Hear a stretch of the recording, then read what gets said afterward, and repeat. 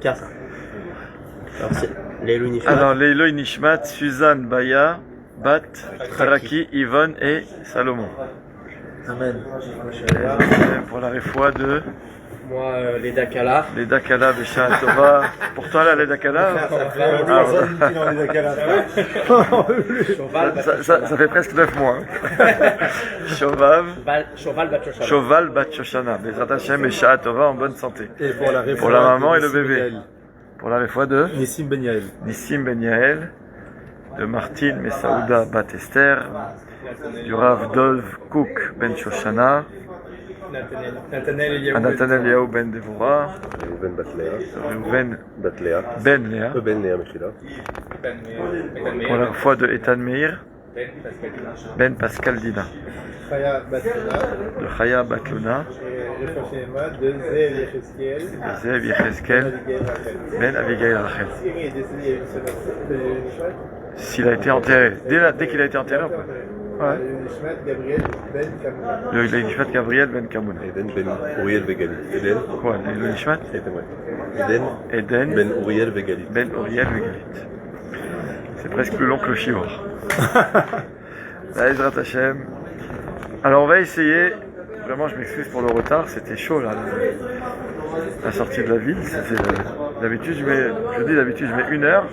Vous savez, aujourd'hui je suis sorti à 7 heures, 1h30. Vous n'avez pas à vous excuser, c'est nous de vous remercier, Rav. Non, Vraiment. Top. Alors, vous savez qu'on a lu ce Shabbat, Parashat Be'alotecha. Parashat Be'alotecha, j'aimerais en dire 2 mots ce soir. Vous savez qu'elle commence cette parasha en nous parlant de la mitzvah que reçoit Aaron à Cohen pour lui et ses fils d'allumer les nérotes. Alors, il faut comprendre que allumer les nérotes, ça comporte 2 choses dans le Beth Amikdash, le Mishkan dans un premier temps et plus tard dans le Beth Amikdash. Ça comporte ce qui s'appelle les Hetiv et Anerot et les Adlik et Anerot. Hatava et Adlaka. C'est quoi Hatava et c'est quoi Adlaka? C'est qu'en fait, il fallait l'allumage et l'allumage proprement dit. Donc, on prenait du feu qu'il y avait, on allumait les 7 nérotes, d'accord? Il y avait la Hatava. La Hatava Nerot, c'est la préparation, c'est le nettoyage des kelim, d'accord, pas qui contient les gavim, qui contiennent l'huile, etc. D'accord. Ça, c'est l'un des devoirs du Kohen. Gadol. Maintenant, moi, j'aimerais vous poser une question à partir d'un Rashi sur notre paracha. La Torah commence et nous dit Vaïdaber Hashem el Moshe les morts. Donc Hashem dit à Moshe Daber el Aaron. Donc parle à Aaron à Cohen, toujours le tsinor, le conduit par qui passent les paroles d'Hachem, c'est Moshe Rabbeinu.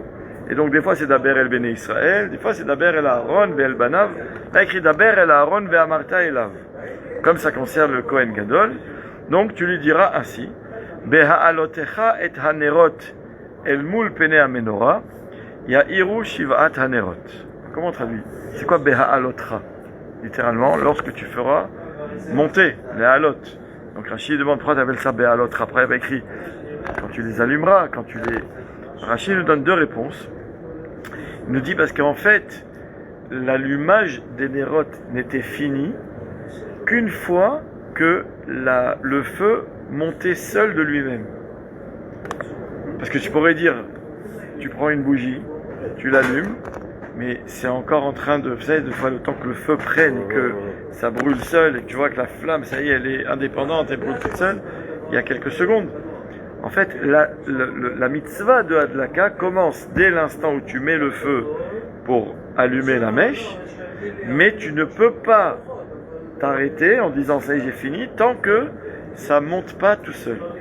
En parenthèse, il y a de là une grande leçon, puisque les Chachamim voient qu'il y a un grand parallèle qui est fait entre l'allumage de la menorah et l'éducation des enfants. En fait, c'est quoi éduquer les enfants? C'est en fait comprendre que l'enfant, c'est un potentiel. Donc, quelque part, tu as un verre plein d'huile et une mèche. Pour l'instant, il n'y a rien, il n'y a pas de vie, c'est qu'un potentiel. Et celui qui est responsable d'allumer, il doit faire en sorte que ce potentiel passe, comme on dit en hébreu, mais à koach el hapoal. Ça passe d'un potentiel à une concrétisation. D'accord ou pas? Et en fait, on veut te dire, c'est la même chose l'éducation des enfants. Un bébé né arrive dans ce monde. Pour l'instant, il fait que pleurer et il se calme quand il mange ou quand il dort. Mais en réalité, il y a en lui des cochotes incroyables. C'est quoi le rôle du parent? C'est d'allumer. C'est-à-dire, un petit truc, toujours, il disait, je me rappelle toujours, c'était sa phrase, il disait, moi je suis un allumeur de réverbères. Vous savez, dans la rue, à l'avant, il y avait l'allumeur qui passait tous les soirs, qui allumait pour éclairer les rues. Il dit, moi je suis un allumeur de réverbères. Mais il voulait dire quoi quand il disait ça? Toujours, il nous expliquait. Il dit, chaque juif, il a une mèche, il a le combustible, tout est là. Des fois, il faut juste l'allumer. Il faut juste mettre la petite étincelle qui fait décoller l'histoire. L'éducation des enfants, c'est ça. C'est-à-dire que, je peux vous le dire en connaissance de cause, parce que quand on dirige une école, c'est ça. On a des enfants, des fois, il n'y a pas un plus grand nachat. Je dis, moi, toujours, la chance que c'est de travailler dans ça, c'est le jour où tu arrives à tirer un sourire des yeux d'un enfant quand tu sens que tu as réussi à le pénétrer, à casser. D'accord? Un enfant, il arrive à la maison, il est sur ses réserves, lui, laisse-le tranquille à la maison, tout va bien pour lui. Et puis là, tu te fais venir dans une école, et tu te mêles de sa vie, et tu dois faire des devoirs, et tu dois arriver à l'heure, et qu'est-ce que tu as amené comme goûter? On le dérange, en réalité, dans le confort de l'enfant. L'école, elle dérange. Jusqu'au jour où, en fait, tu gagnes la confiance, et d'un coup, tu vois dans ses yeux de la confiance. Du coup, apprends-lui ce que tu veux, plus que ça. Demande-lui ce que tu veux, il est là, il est avec toi. Il n'y a pas plus grand nachat que ça. Mais ça, c'est quoi? C'est Beha'alotra et Tanerot. C'est ça qu'il veut nous dire Rashi. Quand est-ce que tu sais que tu as fait la mitzvah de la Kadenerot? Il ne suffit pas de parler, tu dis ça y est, moi j'ai allumé. Non. Le Kohen, il doit veiller à ce que ça brûle tout seul. Maintenant, ça brûle seul, ça y est, la flamme, elle monte d'elle-même. Tu as fini ton boulot. Ça veut dire quoi quand tu parles des enfants? Toi, tu crois que ça y est, le père, il dit, j'ai fait le daf kesher. Vous savez, il y a tous les Shabbats, le gars, il vient à la maison avec un petit compte-rendu de ce qu'il a fait dans la semaine. Et des fois, les parents, ils croient que ça y est, c'est ça le boulot. C'est juste, il y a 10 questions, j'ai posé au gosse 10 questions, et à la fin, tu écris, magnifique, il savait très bien. C'est ça, quoi? C'est ça, ton rôle dans l'éducation de ton fils? C'est un petit rendez-vous de 10 minutes le Shabbat, et tout le reste? Beha'alotra et Tanerot. La mitzvah, comme il dit Rashi, Al-Shem she'alahav ole. D'accord ou pas? Ça veut dire que comme ça doit être, Tzarich le'adlik ad sheteh ashalhevet ola me'elea. C'est Rashi. Il faut allumer jusqu'à ce que la flamme monte seule d'elle-même. Donc ça veut dire en fait c'est ça.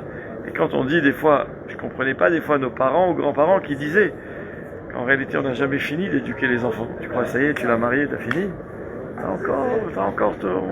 T'as encore quelque chose à apporter jusqu'à ce que ça brûle seul. Jusqu'à ce que tu te dis, ça y est, Baruch Hashem, il a reçu le message, les choses elles sont faites. Et donc nous, quand on croit qu'on a des petits et que ça se résume à encore une fois, au devoir, c'est un travail de non-stop. Rachid donne une autre réponse. Pourquoi ça s'appelle Beha'alotra? Il dit parce qu'en fait, on nous dit que devant la menorah, imaginez la menorah comme ça là-bas, il y avait une marche pour le Kohen qui devait monter. Donc du coup, on lui dit Beha'alotra, lorsque tu montais sur cette marche pour allumer les nérotes. Mais en réalité, on devrait lui dire Behadlikra, quand tu allumeras. Mais on lui dit en fait, allumer pour le Kohen, c'est synonyme de monter sur cette marche. Donc la Torah, elle dit Beha'alotra. Très bien. Maintenant, qu'est-ce qu'il y a écrit? C'est quoi alors la mitzvah? Qu'est-ce qu'on dit à Aaron Cohen? Qu'est-ce que Moshe doit dire à Aaron Cohen de la part de Moshe, de Kadosh Baruch Hu? Beha'alotra et anerot. Donc lorsque tu viendras allumer les nérotes. El mul pene hamenora ya'iru shiv'at hanerot. Rashi nous dit Shisha anerot she'al sheshet akanim. En fait, la mitzvah, c'est qu'il y avait 3 kanim, 3 branches de chaque côté et la branche centrale. Et en fait, on nous dit que le Kohen Gadol, lorsqu'il allumait, il devait veiller à ce que d'abord la flamme monte d'elle-même pour qu'il ait fini sa mitzvah d'allumage, mais en plus, il fallait que les flammes des 3 branches de gauche soient orientées, la lumière vers la branche centrale, et celles des 3 branches de droite vers la branche centrale. Donc en fait, pourquoi? Toute l'idée, c'est que tout se convergeait vers la branche centrale et montait vers Yachol, vers Akadosh Baruch. Ça, c'est la mitzvah de la Katerot. Il y a Erev Tov. Ça s'écrit pas avec un He? Beha'alotcha. Alors, mais c'est pas du verbe la lot, comme vous avez dit, c'est avec Aïn. C'est avec un det, he, ein. Ah. C'est la même racine. Beha'alotcha. Ah, ok. En fait, la alot, ça veut dire monter. Les ha'alot, ça veut dire faire monter. D'accord ou pas? Donc, Bekitso, ça c'est la mitzvah. Il a fait meurtre. Le problème, Baruch ata Adonai Eloheinu melech haolam shakol nהיה b'dvaro. Le problème, c'est que le verset juste après, il nous dit quelque chose de très très étonnant. Écoutez bien les mots, 3 mots. Vaya asken Aharon. Ça veut dire quoi? Ainsi a fait Aaron. El mul pene amenora he'ela nerotea. Kasher tziva Hashem et Moshe. Il a fait monter les nérotes dans le sens comme il fallait faire, comme Hashem a demandé à Moshe. Je vous pose une question. Chaque fois que la Torah il a dit à Kadosh, Hashem il dit à Moshe de dire à quelqu'un de faire quelque chose, à Aaron, au Béné Israël, la Torah vient derrière et nous fait un compte rendu, il y a un devoir, doch bitsua, comme on dit en hébreu, c'est bon, c'est fait, vite. Et là, pitom, la Torah te dit, vaya asken Aaron, c'est fait. Plus que ça, qu'est-ce qu'il dit Rashi sur vaya asken Aaron? Étonnant. Vaya asken Aaron, lehagid shivcho shel Aaron shelo shina. La Torah elle vient dire une louange, un compliment sur Aaron à Cohen, qu'il a fait exactement ce qu'on lui a demandé, il n'a rien changé. Et les autres fois, ou bichlal quoi, vechi, que tu penses que Aaron il va en faire à sa tête? C'est comme si tu as quelqu'un qui est là, qui doit faire un boulot, il est payé pour faire son boulot, et puis à la fin tu dis, bravo, voilà, tiens, tu as une médaille, parce que tu as fait ce que je t'ai demandé, mais tu es payé pour ça là-bas. Aaron, tu es là pour ça. Et là on te dit, la guide shivcho shel Aaron shelo shina. Et je vais renforcer la question, c'est que sur ces mots, je n'ai pas trouvé le chumash avec tous les commentaires, mais c'est pas grave, il y a le Ramban, Rabbi Moshe ben Nachmani, qui dit qu'en fait, de quoi parle ici le pasuk Vaya Asken Aaron, sur lequel Rashi ajoute Melamed Shelo Shina, d'accord, le Hagid Shelo Shina.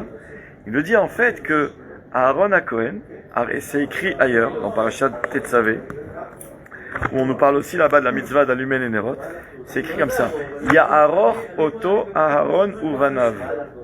En fait, qui pouvait allumer la menorah? Ou Aaron, ou ses fils. Et là, le Ramban, il vient te dire, en fait, qu'est-ce que la Torah, il vient te dire quand il écrit Vaya Asken Aaron? Elle vient te dire, sache que Aaron à Cohen, à qui Moshe Rabbeinu dit ce qu'Hachem attend de lui, en lui proposant que ce soit lui ou ses fils, Aaron à Cohen, il a décidé, il n'y aura que lui. Et du vivant d'Aaron à Cohen, personne n'a jamais allumé la menorah. C'est ça, Vaya Asken Aaron, et ça qui veut dire Rashi, la Git Shivcho Shel Aaron Shelo Shina. Comme dans le passage il y a écrit Beha'alotra. Donc c'est vrai qu'ailleurs tu m'as dit Oto ou Vanav, lui ou ses fils. Mais là maintenant tu m'as dit Beha'alotra. Donc tu me parles à moi. Sache que j'ai rien changé. Tu m'as dit moi c'est moi. Ah, j'aurais pu le demander aussi à l'un de mes enfants. D'accord, j'aurais pu, mais moi j'ai pas lâché une fois la mitzvah. Et le Ramban finit ce qu'il dit, cette idée, en disant, puisque Rashi nous a dit Leagid Shifro Shel Aaron Shelo Shina, qu'il n'a pas changé, le Ramban ajoute Vezeu Sod Nisgav Vegadol. Et il s'agit là d'un secret, d'un niveau très très profond, très élevé, inaccessible. Je comprends pas. Pourquoi il donne pas son pied rouge? Basta. Là, tu m'as expliqué. Qu'est-ce qu'il a dit? C'est quoi l'histoire de Rashi? Il a fait son Shevach d'Aaron, c'est que Aaron il n'a pas changé, et c'est qu'Aaron en fait il a toujours allumé. Lui il n'a pas donné aux autres. Sod Nisgav, un secret Nisgav super élevé. Écoutez bien ce que dit le Khatam Sofer. Le Khatam Sofer il dit quelque chose de magnifique ici. Il va nous dire en fait que, vous savez, tous les jours quand on fait Shacharit ou Mincha, on dit les Ketoret. Qu'est-ce qui est écrit là-bas dans les Ketoret? C'est quoi d'abord le Ketoret? Qu'est-ce qu'on faisait? Oui, mais qu'est-ce qu'on faisait? C'est quoi la mitzvah du Ketoret? C'est qu'il fallait amener, d'accord ou pas? C'est comme un korban en quelque sorte, sauf que ça se faisait sur, pas le misbéach où on sacrifiait les bêtes, il y avait ce qui s'appelait le misbach à Ketoret, d'accord? Qui était un plus petit misbéach, sur lequel il y avait un esh, il y avait un feu allumé, et il fallait donc, à l'heure du Ketoret, il fallait amener, d'accord ou pas, un mélange d'encens. C'est écrit Ve'achad asar samani mayuva, Ve'elohen atzori, il y avait 11, d'accord, encens. D'ailleurs, parmi les 11, il y en avait un, d'ailleurs, où on nous dit qui, lui seul, dégageait une très mauvaise odeur. mais il était mélangé avec les autres. Du coup, avec les autres, le mélange faisait que ça sortait une très bonne odeur. D'accord? Et il y a écrit qu'il fallait donc pas allumer, verser de cette poudre, de ce mélange de ces 11 encens, sur le feu, et c'était ça la mitzvah de Ketoret. La seule fois où c'était différent, c'est le jour de Kippour, où le Kohen Gadol, il prenait ce Ketoret, d'accord, c'est ce mélange-là, qui était tamisé jusqu'à ce qu'il en fasse une très très fine poudre. Et là, il y avait c'est tout ce qu'on dit dans la Hamida de Moussaf, le long Moussaf de Kippour. Il devait prendre une poignée, d'accord ou pas, en fait, il devait prendre dans une pelle, verser dans ses poignées, donc c'est ça la voda très dure. Comment tu fais pour prendre dans une pelle et verser dans tes deux poignets réunis, alors que tout ça seul, d'accord ou pas? Et ensuite il rentrait avec ça dans le Kodesh à Kodashim et il devait mettre ça sur une autre pelle qu'il portait, t'as compris? Une autre pelle qu'il portait dans laquelle il avait pris des braises qui étaient sur le misbéach. Donc il posait la pelle avec les braises, il vidait la poudre qu'il avait dans les mains, qui devait être un rabord. D'accord? Il y a écrit Zeaya Avoda Chikasha. C'était le travail le plus difficile du Kohen de l'année. D'accord ou pas? Et non, le jour de Kippour seulement. Les autres jours, je te dis, c'était juste on prenait un peu des encens, on mettait sur le misbéach, ça faisait de la fumée, de l'odeur, vezéou. Là, c'était ça. D'accord ou pas? Très bien. Le problème, c'est quoi?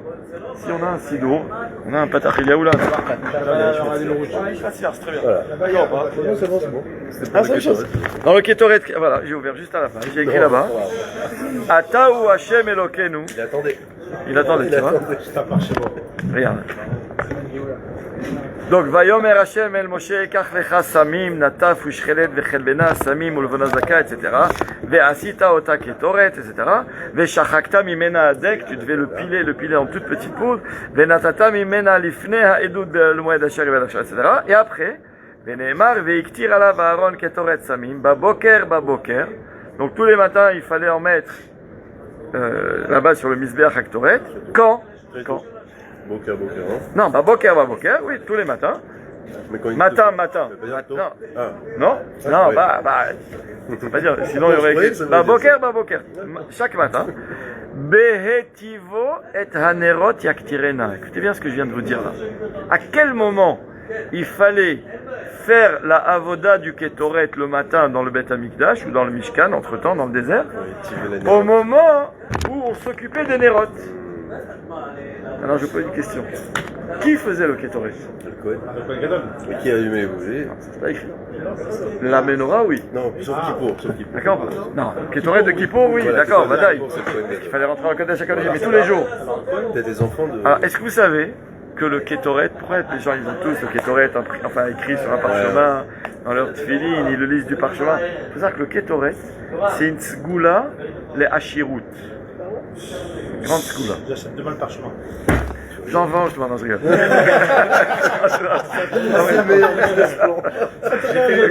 J'en ai dans la voiture. C'était tout le but du shiur de ce soir, voilà.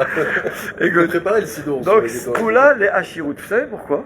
Parce que c'est écrit que les Kohanim se disputaient pour faire cela. Tellement ils se disputaient, parce qu'ils savaient que chaque Kohen qui faisait le Ketoret, il devenait riche. Et il s'enrichissait. Et il y avait un tirage au sort qui faisait que, en finale, on donnait à chacun le srout de pouvoir le faire, en priant, en espérant que chacun puisse le faire au moins une fois dans la vie. Dans la vie, bah oui, tu veux dire combien de Kohanim, il faut le faire tous les jours. Donc il faut, d'accord ou pas? C'est 2 fois par jour qu'on faisait ça. Non, le matin. Le matin. D'accord ou pas? Donc, hein? Oui, il faut en avoir 2. Les deux là. Non, pourquoi? Pas sur un parchemin, ça. Il essaie de le vendre en tableau. La vérité, il y en a qui sont pas d'accord avec l'histoire du parchemin. Non, moi, on m'a dit que justement, il y avait un truc qu'il fallait pas. Nachon, parce qu'il y en a qui disent que... Non, il a raison, Nat.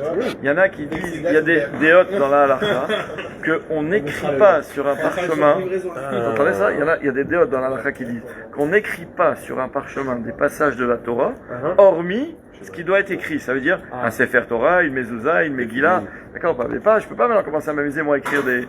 Or le Ketoret, c'est quoi? C'est un passage de Mishnah qui cite le passage de la Torah. C'est pour ça, vous verrez, il y a certaines éditions des Ketoret écrites sur parchemin qui font que les deux passages qui sont écrits dans la Torah, c'est-à-dire les passages de Psukim, ça commence toujours par là. Ataou Hashem Kasher Tzilta Otam Alian Moshe Kakatouf Betorata, comme c'est écrit dans la Torah. Donc il y a d'abord ça, Vayomer jusqu'à là, et ensuite il y a écrit Venehemar, et là il y a encore un passage, Veiktir Alav.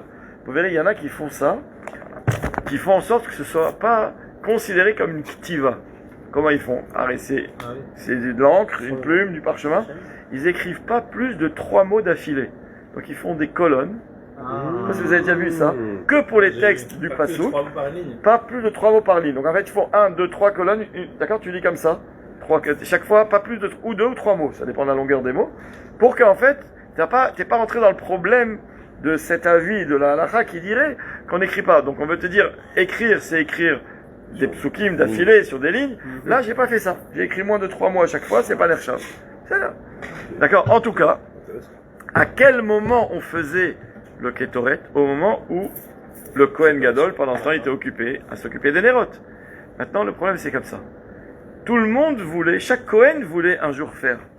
Pourquoi? Parce que c'est une là pour s'enrichir. Donc, il y avait un tirage au sort, etc. Et puis voilà, quand l'autre, il dit, ah, toi, ton tour, c'est dans 3 ans et demi. Il dit, ah, en 3 ans et demi, je vais galérer. Mais t'inquiète pas, après, bingo. Et ça marchait. Bingo. D'accord ou pas? Les gens, ils s'enrichissaient, elle était belle. Il a fait. Maintenant, je pose une question. C'est pas moi qui la pose. Le Khatam Sofer, il dit. Qu'est-ce qu'on vient de dire? Que Aaron à Cohen, il a dit le Ramban. Lui, il était le Kohen Gadol. Vaya Asken, Loshina. Il n'a rien voulu changer. Et comme écrit Béalotra, ça s'est adressé à lui. Il a dit, moi, dès la première fois, parce qu'on parle de la première fois, on allumait la menorah, le jour de l'inauguration du Mishkan. Jusqu'à la fin de la vie d'Aaron, il avait 40 ans, parce que c'était, 38 ans. La deuxième année dans le désert, et lui, il est décédé la dernière année. D'accord ou pas? Toutes ces années-là, Aaron à Cohen, pas une fois il a fait le Ketoret. Parce que chaque fois il pouvais pas, puisqu'il était en train d'allumer les nérotes. Donc le Khatam Sofer, il dit, pourquoi il a pas fait? Il pouvait pas juste une fois se faire remplacer, dire, les amis, j'aimerais bien, moi aussi, je suis le Kohen Gadol en plus. Je sais que je fais le Ketoret, ça a marché. D'accord ou pas? Moi aussi je veux. Il veut te dire, le Khatam Sofer, c'est ça qu'il nous dit le Ramban. Vaya asken Aaron leagid shivcho. Voilà, c'est quoi le Shevach d'Aaron à Cohen chez Loshina. Mais il avait des raisons de changer, puisque lui, il se disait une seule fois. Une fois, juste, je fais après, je laisse les autres. Et moi, au moins, je me serai enrichi. C'est ça que veut dire le Ramban, Zeusod Gadol Venisgav. D'accord ou pas? Et ça, les Chachamim vont nous dire, en fait, le Khatam Sofer, il nous dit, ici, il y a écrit quelque chose de très important. C'est que, en fait, dans la vie, il faut savoir que on a tous la préoccupation de la parnassa. Mais on a aussi tous la préoccupation, louable, de se rapprocher d'Akadosh Baruch Hu. La Gemara nous dit comme ça, que, vous savez, quand on rentrait dans le Mishkan, d'accord, dans le Kodesh, il y avait là-bas plusieurs kelim. Il y avait, dans le Kodesh à Kodashim, il y avait le Aaron et le Kaporet, d'accord, l'arche sainte avec les kérouvim dessus. Ça, c'était avec les montants, les barres, etc. Ça, c'était dans le Kodesh à Kodashim. Dans le Kodesh, c'était l'espace juste avant. Il y avait quoi? Il y avait du côté, puisque imaginez qu'on marche vers l'est, comme quand on prie vers l'est, d'accord ou pas? Il y avait face à nous, il y avait le Kodesh à Kodashim. Et il y avait à droite, donc quand on est face à l'est, à droite, c'est le sud, il y avait la menorah. À gauche, il y avait le Shulchan. Vous savez, comment on dit, le Lechem Apanim. D'accord? Maintenant, de là, la Gemara nous dit que c'est écrit que la menorah, c'est le symbole de la chokhmah, la lumière qui monte. D'accord? Et c'est pour ça il y a écrit que quand quelqu'un, tu viens à la synagogue, tu fais ta Amida, donc là on prie où? Vers l'est, à Yerushalayim. D'accord ou pas? Pourquoi il est à droite, vous croyez, la menorah? C'est pas pour rien. Je savais pourquoi il a mis à droite. Et quand on allume la Chanoukia à Chanouka dans le Beth Knesset, toujours on allume à droite du Echad. Pourquoi? Parce que toujours la menorah dans le Beth Amikdash, elle était à droite de l'est, on va dire, elle était du côté sud. D'accord. Maintenant, il y a écrit, la Gemara nous dit, Harotze leharkim quelqu'un qui veut accéder à la Chokhmah, il aimerait comprendre la Gemara, il aimerait comprendre le Chumash, il a envie de monter en Chokhmah. Alors il y a écrit que Arotse leharkim, je vous dis les mots de la Gemara, Yadrim. C'est quoi Yadrim? Ça vient du Lachon d'Arom. C'est-à-dire que quand il priait, d'accord, imagine toi tu fais maintenant ta Amida, vous verrez il y a des fois des gens, pendant l'Amida, ils tournent un peu vers la droite. Ils sont vers l'est, Kamouman, ils ne sont pas comme ça. Mais ils orientent un peu vers la droite. Pourquoi?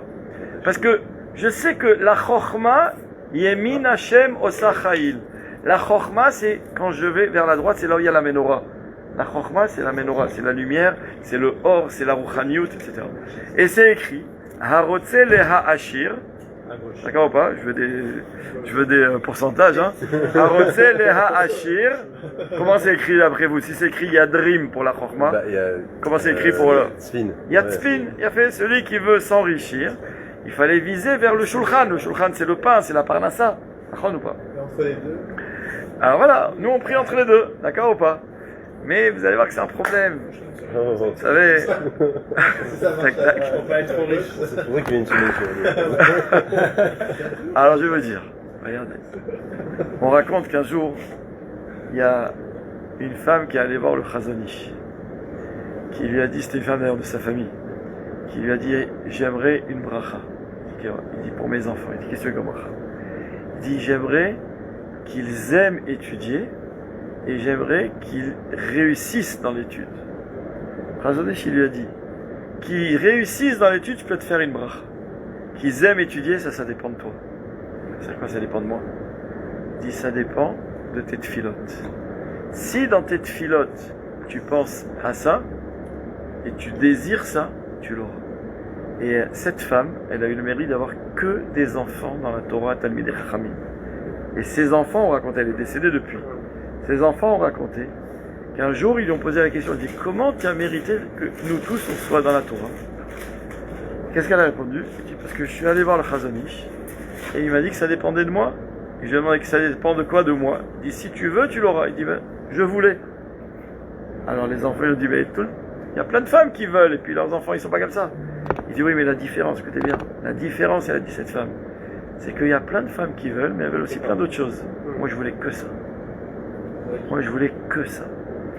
Donc le problème, il est là, c'est quand on se dit, je prie tout droit, comme ça, j'ai ça et ça. Tirailler Tu vas à un droite, petit tu peu. roules à gauche. Ouais. Dans la vie, il faut vouloir véritablement. Véritablement. Vous savez, je vous racontais l'histoire que la Gemara raconte, vous la connaissez tous, sur Rabbi Akiva. Vous savez d'où il venait Rabbi Akiva? Rabbi Akiva, c'était le berger des troupeaux de son futur beau-père. Et à l'époque où il était berger de ses troupeaux, quand on lui parlait des Talmidei Chachamim, vous savez qu'est-ce qu'il disait? Quand il disait il y a un Rav, un tel, il parlait des Talmidei Chachamim comme le Bagatz aujourd'hui. La Gemara il disait amenez-le-moi que je le morde. Il voudrait mordre pour nuire au Talmid Chacham. Pour lui, celui qui étudiait, il perdait du temps. Ad Kedekar. Et un jour, la fille de Rabbi Akiva, la fille de Kalba Saboua, d'accord, pas Rachel, elle va réussir à donner une chance à Rabbi Akiva quand il a voulu l'épouser. On dit qu'elle était très très belle. Et il a voulu l'épouser, mais elle lui a dit à condition que tu sois un Talmid Chacham. Il dit mais quelle chance, lui, il était loin de ça, il était anti. Quelle chance ai-je d'y arriver? Et il dit mais un gosse, tu le mets à l'école, il apprend, va à l'école. Il est allé à l'école. Il est allé à l'école, il avait 40 ans. Il est rentré dans une classe où on apprenait à l'Alphabet des enfants qui avaient 4 ans, 5 ans. Je schématise pas, c'est vrai, c'est authentique. Et petit à petit, il a appris, jusqu'à ce qu'il devienne Mara d'école à Torah Kula. Le maître de toute la Torah. Toute la Torah qu'on a aujourd'hui, c'est Rabbi Akiva. Puisque tous ses élèves sont décédés, les 24 000 élèves, jusqu'à ce que lui, ensuite, il est allé reformer 5 élèves, de qui toute la Torah qu'on a aujourd'hui vient. C'est-à-dire, en fait, toute la Torah, chez Baal Peh, je veux dire, la loi orale, qu'on a, elle vient de Rabbi Akiva. D'où elle vient? La Gemara, elle raconte que quand Rabbi Akiva, il est allé étudier, il est parti pour 12 ans. 12 premières années. Au bout de 12 ans, il a dit, bon, il avait déjà des milliers d'élèves. Il était déjà dans le monde entier, on parlait de Rabbi Akiva, de sa Chokhmah. Un jour, il a dit, bon, allez, je vais aller rentrer chez moi un peu, donner de mes nouvelles, aller voir comment elle va ma femme. C'est d'accord? La Gemara raconte qu'il est arrivé à la porte de chez lui, et là, il entend une voisine qui parle à sa femme. Il lui dit, c'est quoi ce mari que tu as? Tu es une veuve du vivant de ton mari, il t'a abandonné. Et elle répond à sa voisine, elle lui dit, mais moi, je suis la femme la plus heureuse du monde de savoir que mon mari, il est parti pour étudier. Et d'ailleurs, s'il voulait, ça fait déjà 12 ans, s'il voulait partir même pour encore 12 ans, je serais contente. Et lui, il entend tout ça derrière la porte, qu'est-ce qu'il fait? Il repart direct pour 12 ans. On aurait pu donner de ces nouvelles et repartir. Ouais, au moins, bon, bah. Voilà, la question qui fait mal. Viens, Tu peux pas, moi, tu entres, shalom, voilà, je suis venu, tout va bien, je repars.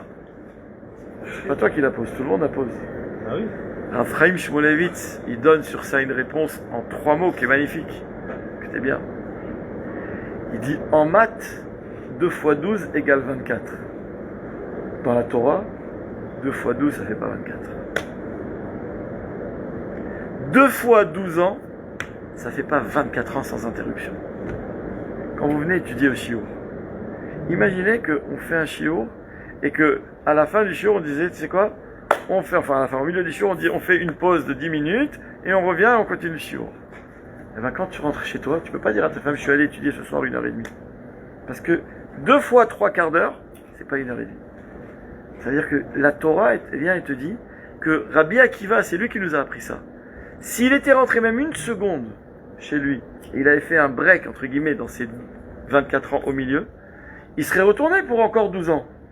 Mais ça aurait été 12 ans et 12 ans. Là, c'est 24 années. Mais j'ai entendu cette semaine un pirouche, pour moi c'était un chidouche, mais quand je l'ai entendu, celui qui me l'a dit, j'ai embrassé tellement il est beau ce pirouche. Il a dit comme ça, il a écrit que non seulement la femme de Rabbi Akiva, elle l'a envoyé pour qu'il étudie. Qu'est-ce qu'elle a fait pendant 12 ans? Qu'est-ce qu'elle faisait pendant 12 ans? Elle n'arrêtait pas de prier, que son mari réussisse dans le Limud Torah. Rabbi Akiva, il savait que s'il rentrait chez lui au bout de 12 ans, et que sa femme, elle allait voir, waouh! T'imagines la Hadrat Panim, Rabbi Akiva, imagine, tu vois Moshe Rabbeinu qui rentre chez toi. Quelle tête, tu vois, quelqu'un qui a été dans la Torah, sa tête c'est un autre. Rabbi Akiva, il s'est dit, si elle me voit, après 12 ans, ce que la Torah, elle a fait de moi, quand je vais repartir, elle ne priera pas aussi bien que ce qu'elle a prié jusqu'à maintenant. Ça veut dire, en fait, Rabbi Akiva, il savait qu'il dépendait de la tfila de sa femme. Nos enfants savent, même s'ils ne savent pas le dire, que tout dépend de la tfila des femmes, de la tfila des mamans. La tfila, pourquoi il y a une tfila spéciale quand la femme elle allume les nérotes le vendredi? Pourquoi il écrit comme ça? Haragil bener, c'est la Gemara qui le dit. Haragil bener, havian lo banim talmidei chachamim. Une femme qui allume des nérotes, ragil, c'est-à-dire qu'elle en allume souvent, elle a l'assurance d'avoir des enfants talmidei chachamim. Pourquoi? Pas pour qu'on fasse dans nos maisons des temples avec plein de lumière allumée dans des coins, etc., un peu gourou. Non. C'est qu'une femme qui allume des nérotes, et elle dit ça, c'est le nerf de Rabbi Meir Balanès, Rabbi Shimon. Qu'est-ce qu'elle fait cette femme? Pour qui tu veux qu'elle prie si c'est pas pour ses enfants et son mari? Une femme qui prie, elle aura des enfants talmidei chachamim. Mais il faut que la femme prie. Et en fait, l'équation, si on veut l'avoir entièrement, c'est comme ça. L'homme, le mari, doit faire en sorte que sa femme ait envie de prier pour que ses enfants lui ressemblent et qu'ils soient les talmidei chachamim. Vous avez compris le problème? Donc quand l'homme, toute sa tête, elle est occupée dans quoi? Dans la parnassa, dans les kiffs, dans les vacances, dans les voitures, dans les habits, dans les bêtises. Donc la femme, elle voit son mari qui rentre à la maison, elle dit, bon, il va ressembler à ça celui-là. Là, il a 2 ans, 3 ans. D'accord ou pas? Et il n'est pas mauvais, c'est son mari, elle l'aime. Donc elle prie pourquoi cette femme? Pour que tout ce qui est important à son mari, aux yeux de son mari, réussisse. Donc si le mari, tout ce qui est important c'est la parnassa, la femme va prier Hachem, donne une bonne parnassa à mon mari. Et il aura une bonne parnassa. Parce qu'un homme qui est mechabed sa femme, un homme qui donne la place à sa femme, il a la bracha.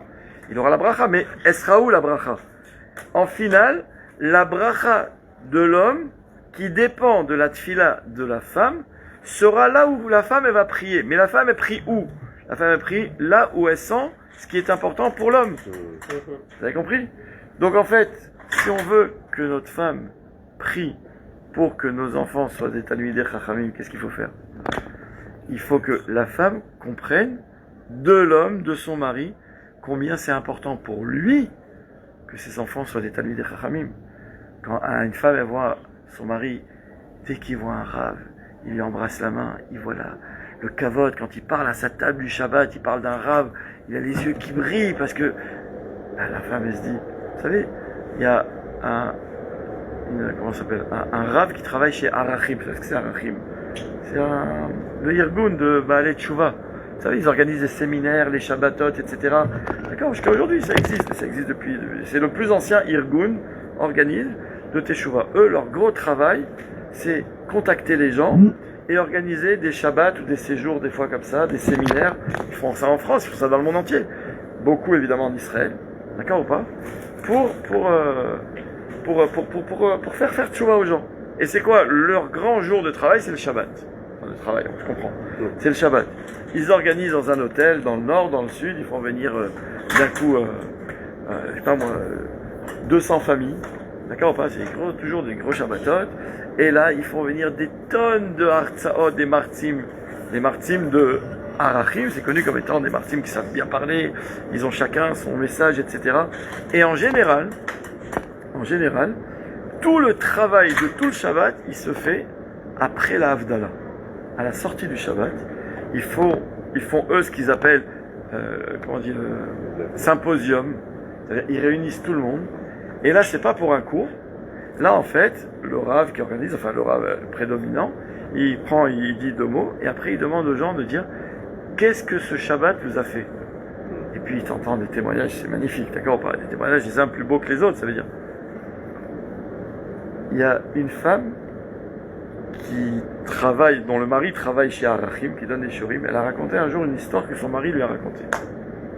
Son mari lui a raconté qu'un jour, il y a une femme pas religieuse qui est venue le voir pour une bracha. Qu'est-ce qu'elle voulait comme bracha? Et il dit, on m'a dit que quand on a un souci, on vient voir un rabbin. Il dit, moi j'ai un souci.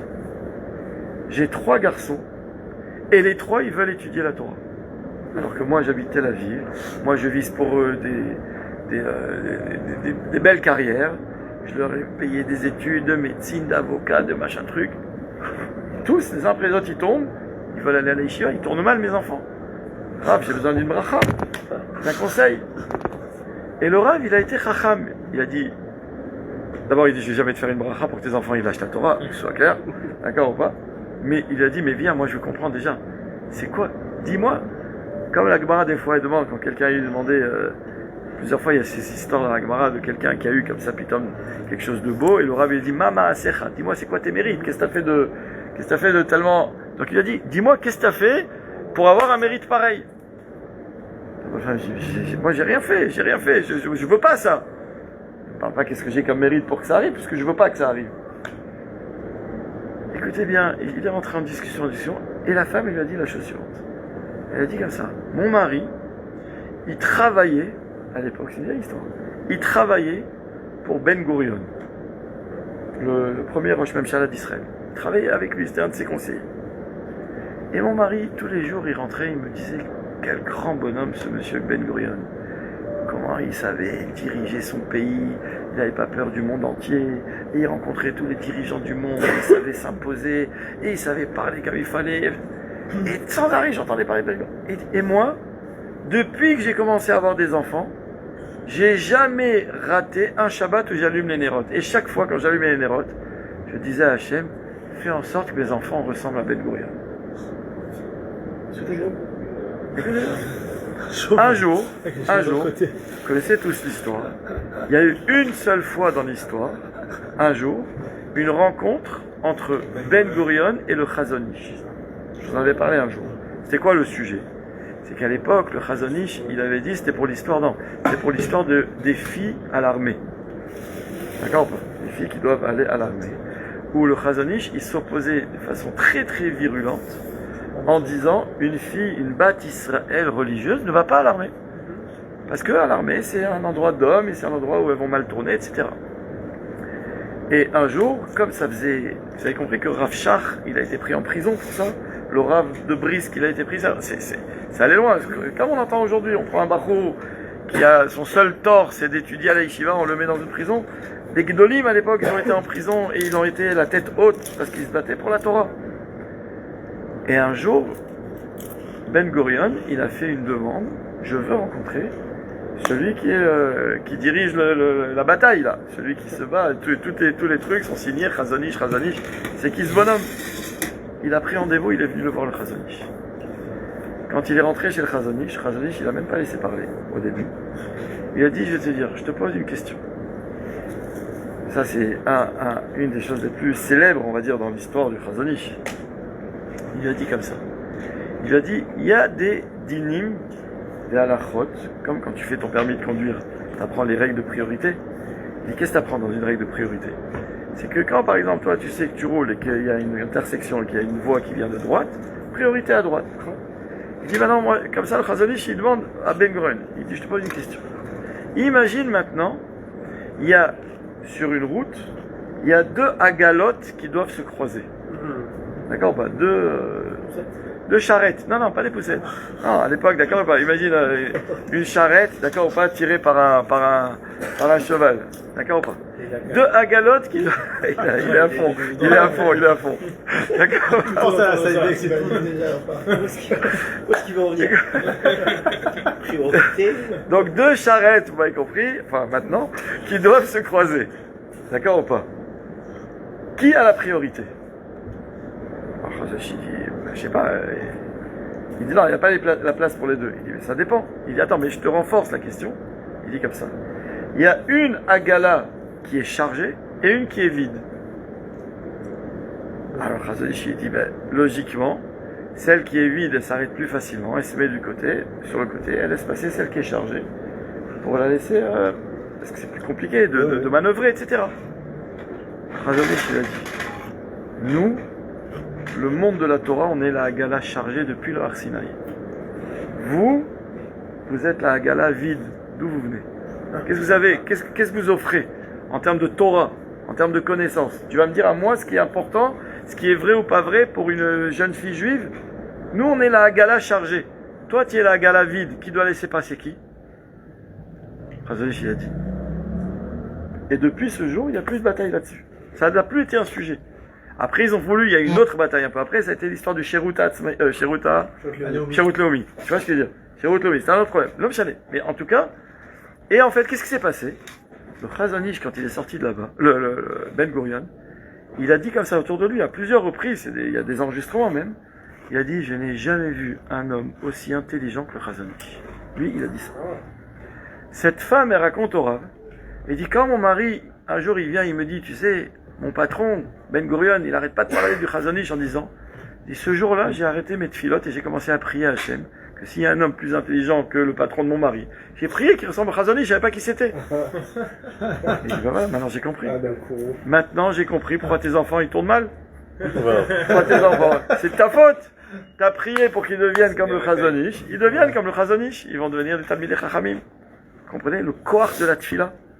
Donc en fait, notre travail, ici, les hommes, parce que je sais que les femmes, elles écoutent, c'est que vous donniez envie à vos femmes de prier pour que vos enfants vous ressemblent et qu'ils soient des Talmidei Chachamim. Vous avez compris? Sans leur demander.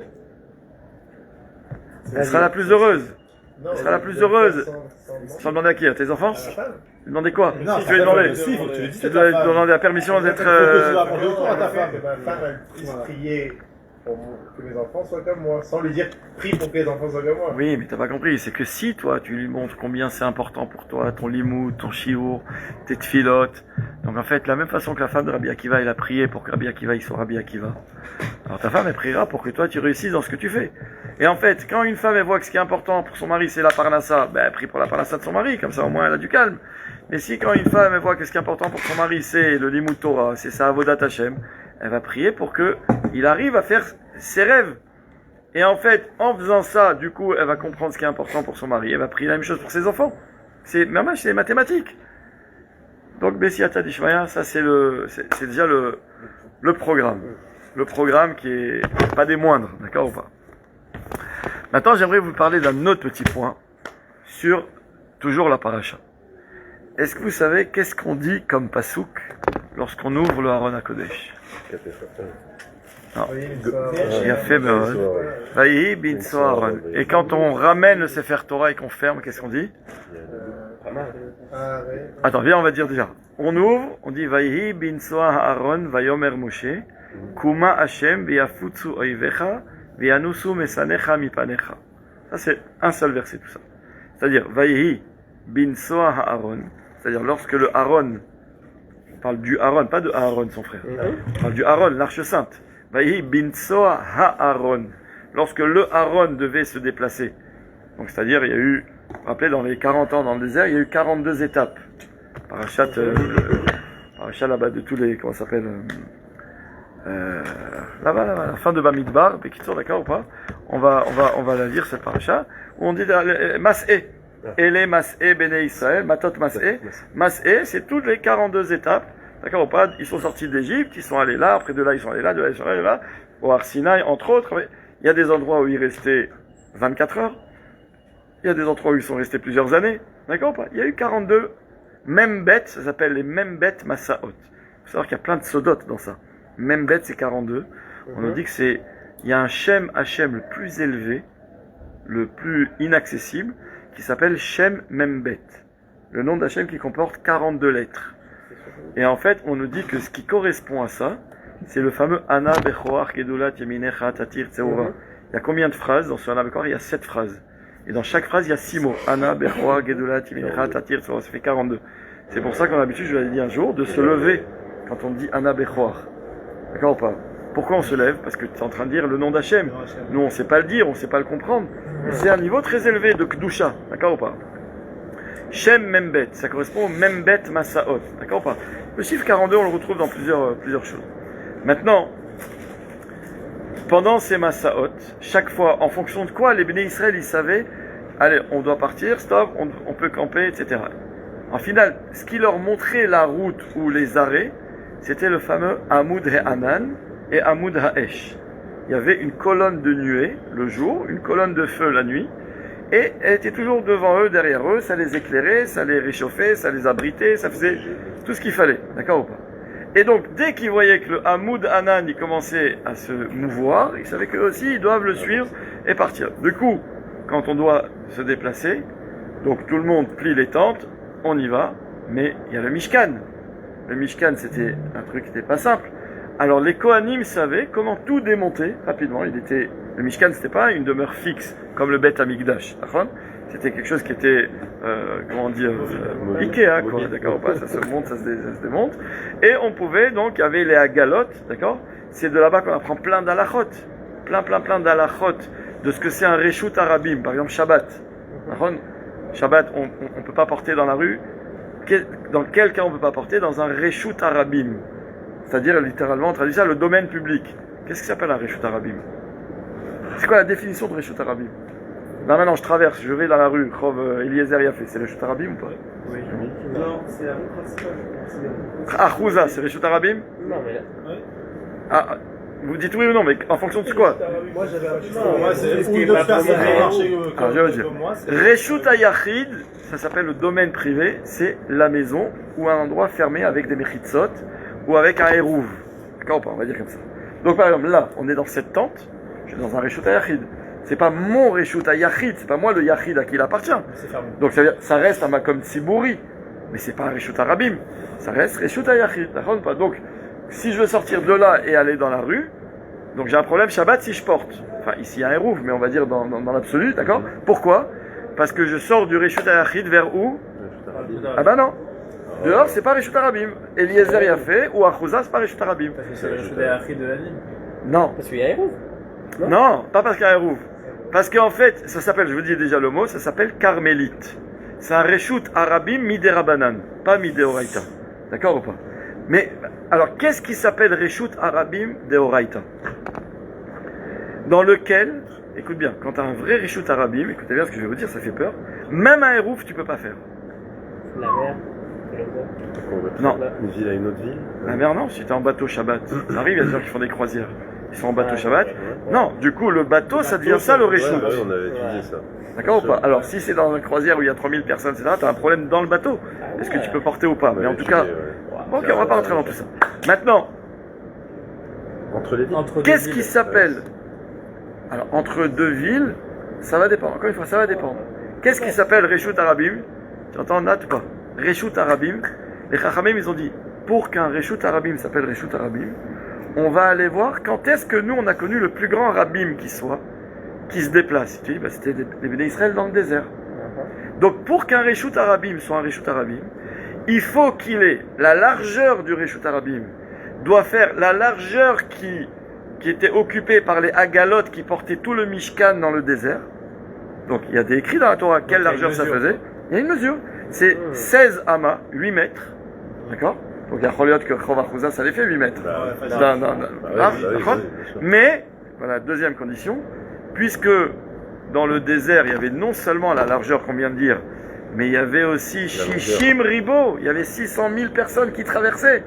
Donc on te dit, pour qu'un Reshut Arabim s'appelle Reshut Arabim, il faut qu'il ait la largeur requise, plus 600 000 personnes. Non, pas la longueur. Non, ça peut être même 20 mètres. Mais 600 000 personnes qui traversent cet endroit en une journée. Par jour. Est-ce que tu as 600 000 personnes qui feront d'un bout à l'autre à Chouza par jour? Non. Mais prends l'avenue Charles de Gaulle. Vous connaissez l'avenue Charles de Gaulle, Times Square. Ils ont parlé de Charles de Gaulle à un moment donné. Ils disaient que c'était peut-être un hérouf avec le nombre de voitures qui tournaient. Il a fait, alors ça pouvait être. Non, ça pouvait être. Non, ça pouvait être. Non, 2 minutes, je t'embrouille. Ça veut dire que je t'explique. Des fois, en fait, c'est tellement grand que l'artère elle-même, elle peut être une limite du hérouve. T'as compris? Ça veut dire que de la même façon que pour faire un hérouve, tu mets. Normalement, un hérouve, c'est quoi? Normalement, il faut faire des murs. Normalement, si tu veux faire un hérouve de Ranana, il faudrait qu'il y ait des murs, d'accord ou pas, hauts, qui enserrent comme une ville fortifiée. D'accord ou pas? Comme dans la vieille ville à Jérusalem, tu peux porter parce qu'il y a les chromotes, il y a les murailles, d'accord? Donc, logiquement, il faudrait qu'Ranana soit une ville avec des murailles. Ce qui n'est pas le cas. Alors, comment on porte? On fait un hérouve. C'est quoi le principe du hérouve? Le principe du hérouve, en fait, c'est que tu dois trouver des choses, c'est le mot banal, mais je vais vous l'expliquer, qui doivent délimiter ta ville ou l'endroit que tu fais un hérouve. Alors, ouais, mais un fil, c'est pas un mur. Non, mais c'est des limites. Alors, attention. Non, c'est pour ça. Je vais vous expliquer. Je vais vous expliquer. Si vous êtes bien observateur, vous verrez que pourquoi ça coûte cher un hérouve? Pourquoi ça coûte cher de faire un hérouve? Bon, déjà, super cher. Super cher pour la rabanoute qui fait. Hein? Mais poteau. Je vais vous expliquer. Regardez, pour faire un hérouve, il faut considérer que j'ai encerclé l'endroit pour lequel je vais faire le hérouve de murs. C'est ça le hérouve. Il est fermé avec des murs. Ah, maintenant, tu peux pas mettre des murs autour de Ranana, on n'est pas à Jenin, d'accord ou pas? Alors, comment on fait? D'accord ou pas? Comment on fait? Écoute bien. Il y a un principe, là, on sort carrément du truc, mais c'est pas grave, c'est intéressant. Comme ça, on a fait aussi de la halakha. Il y a un principe qui s'appelle l'avoud. Vous savez ce que c'est l'avoud? Alors, vous avez déjà fait les soukottes en fer et avec, vous savez, les rideaux, là? Vous savez, vous avez au Shara du devant. D'accord ou pas? Je pose une question. Une souka, il y a des halachot. La souka, pour qu'elle soit kshera, il faut qu'elle ait 3 murs, 3 mechitsot. D'accord ou pas? Je vous pose une question. Un mur en tissu, c'est un mur? Non. Non, un mur en tissu. Alors, je vais expliquer. Non, regarde, tous c'est des halachot. Les chachamim, ils ont tout.